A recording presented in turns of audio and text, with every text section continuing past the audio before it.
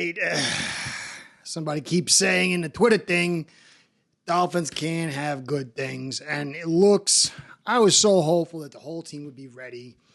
And everyone does, except for Jalen Ramsey. They're saying they're hopeful he's available Sunday. That is not hopeful to me. When someone says that, that usually means they're not going to be there. It's been a long time since he's practiced. This hamstring thing seems to be a serious hamstring thing. And I think there's a good chance that he does miss week 1. They should put concerns for Thursday night game, which I'm going to with my wife, trying to get it back into the Dolphins. I'm hoping he'll be available for that as well as week 1. But if he's not there for week 1, I really put serious doubts for week 2 with only 5 days separating the two games. But we don't worry about that yet. Let's focus on week 1. And the thing that is concerning me, OBJ not being there, we understood that. And I was pretty good with that. But now with Jalen Ramsey possibly not being there, I want to cover the concept of leverage between both teams working against each other and how the Dolphins, without Ramsey and without OBJ, are now being seriously compromised in their ability to gain leverage on both sides of the ball.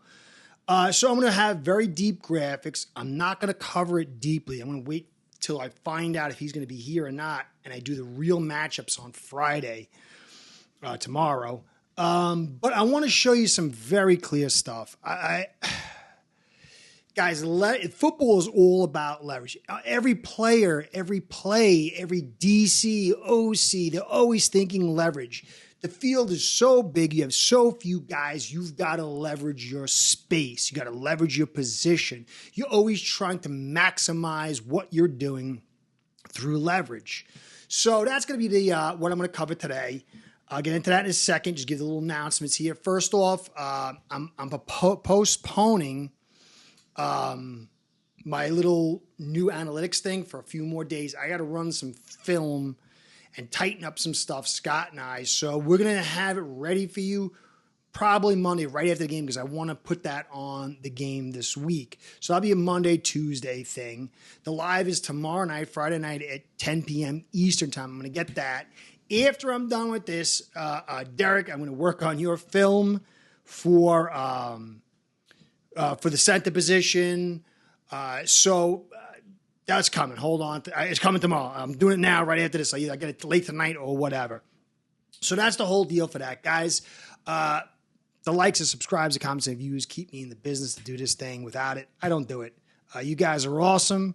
I appreciate everything you do.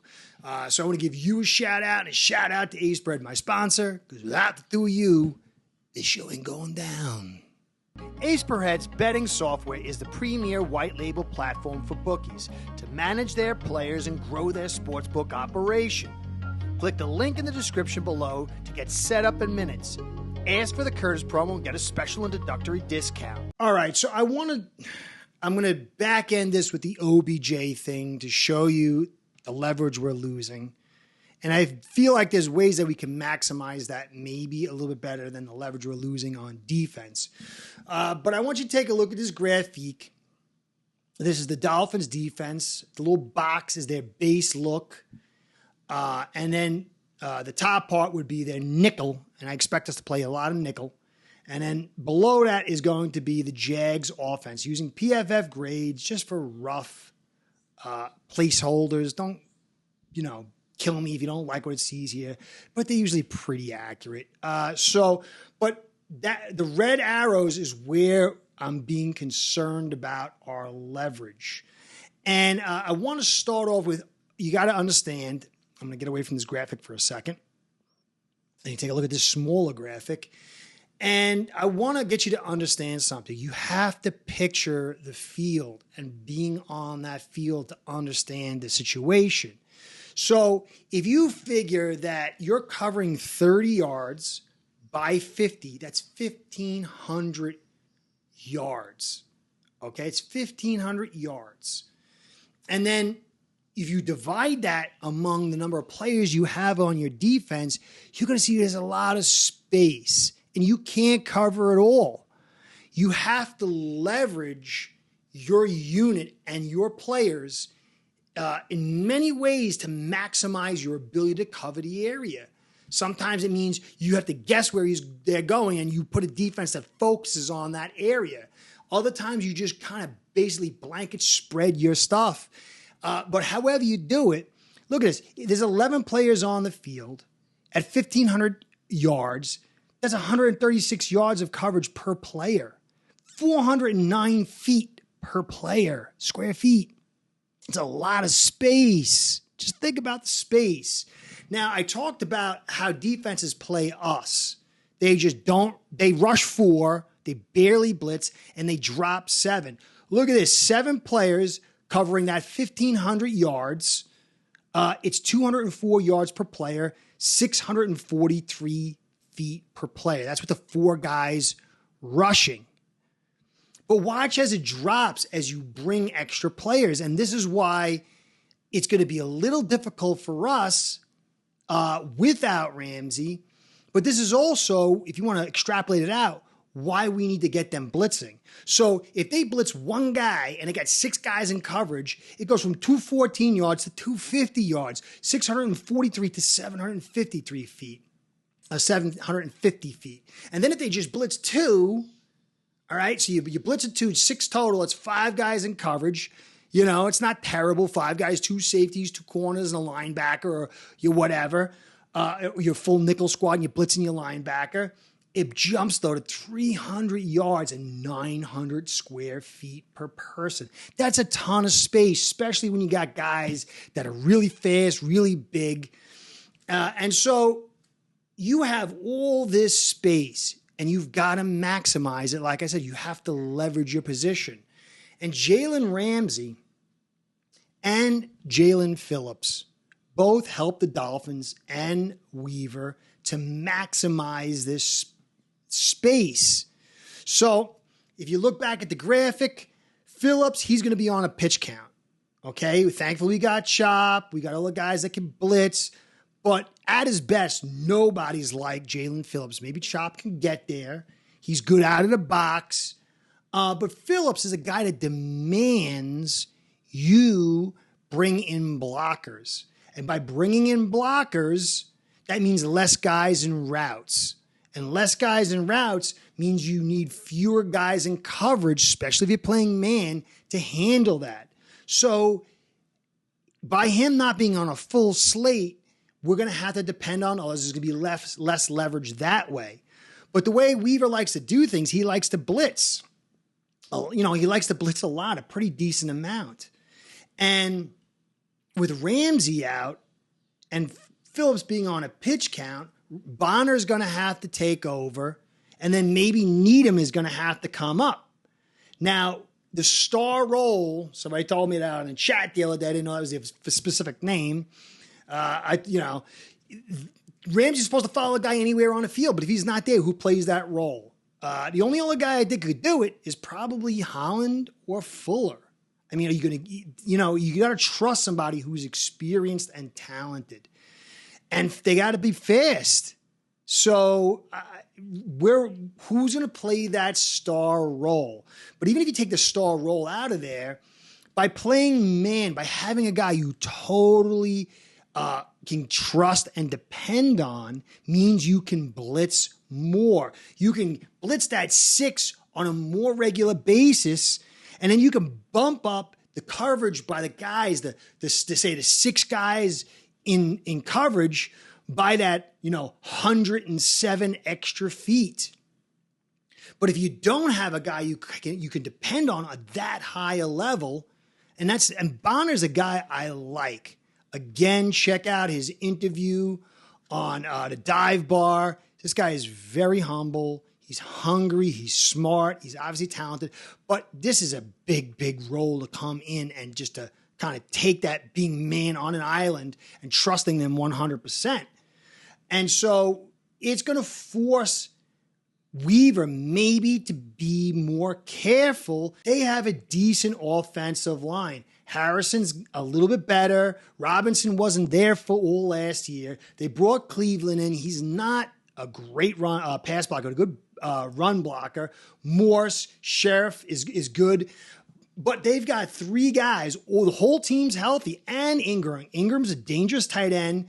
Thomas Jr. is a rookie, but he's a big threat guy. Davis, he's a big threat guy, big guy. He kind of has a dropsies. We saw with the Bills, but he's dangerous, and so is Kirk. And so they have three guys that you're going to have to cover, and Ingram, and an offensive line that is not garbage. And they're going to run the football a lot as well and work that play action. And Etienne's brutal, and Lawrence can get on the move. And so Weaver is going to be kind of, if Ramsey doesn't play, and Phillips is at like 50% snap count, he's losing a lot of leverage, and he's going to have to make the decision. Does he play more cautious with 7 guys, or does he go hog wild and attack like a maniac with the 5 guys? But then if you attack with 6 and 5 a lot, then you're putting a lot of emphasis on these guys. Kohu, who struggles in mid to late clock, and man, you're going to be forced to play zone. Fuller had struggled as it gets deeper into the clock. It's hard to say because he had a lesser defense. Bonner, Needham, can they do it? I don't know. Poyer, Holland, I like them, but it's going to put a lot of stress. And then Long Jr. is one of your best run defenders, but he's terrible in coverage, except in a smaller area. Brooks, I love to death.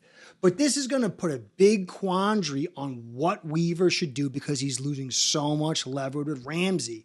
And I'm going to cover it in my roundup, my getting ready for the game. But they have the ability, and they've shown that's where they're attacking, is that A and B gap in the run game.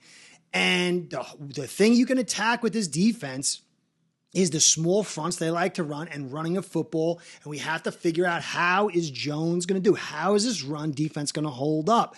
So this is making it much more difficult for Weaver to put himself together and be what he wants to be, and to really kind of have Ramsey say, get rid of one guy and let's just focus on the rest. I like Fuller a lot, but that still leaves one of your receivers going against a guy that may not trust so much. And then, of course, you have Ingram in there who's not, Brooks is going to cover him pretty well, but he's dangerous. And then there's the run game. So this makes it a little bit more curious, a little bit more nerve-wracking if Ramsey isn't there. Now, on the offensive side, so I still like what's going on with our team. We should still win, but my, oh my, has the leverage pulled back, and it's going to take some very good game planning, some very good adjustments, and some very good play to offset the loss of this leverage. I thought we could get over OBJ not being here, but Ramsey is such a big piece to the puzzle. And then with a limited Phillips, some of our edge guys, Shop's going to have to play a little bit more run defense. And then Bell, it's going to be very interesting. Weaver and McDaniel are going to have to earn their accolades. Weaver's going to have to be very creative and find ways to attack this. It's going to be interesting to see whether he goes conservative or blitz. McDaniel's going to have to pull out the whole sheet to kind of compensate if Ramsey's not there, because Jacksonville can put points on. They will work any inside runs and play actions, and they could be very dangerous. Still, I'm liking us and our chances, but I got to go through the film finally and the matchups. But man, I don't like this. It's not making me too fuzzy, and my hopium level has dropped. It'll bounce right back up if Ramsey's in, and boy, oh boy, am I real nervous about this Thursday game. I'm spending a wad to try to reinvigorate my wife on the Dolphins and see a big game and just really be excited about it. Oh, I pray the Ramsey's there next week and this week. Anyway, Curtis saying, be well, go Fins. Curtis out. Know you dance for Ramsey. Start building your own online sportsbook today by getting signed up with aceperhead.com service that'll allow you to book action on sports from all around the world.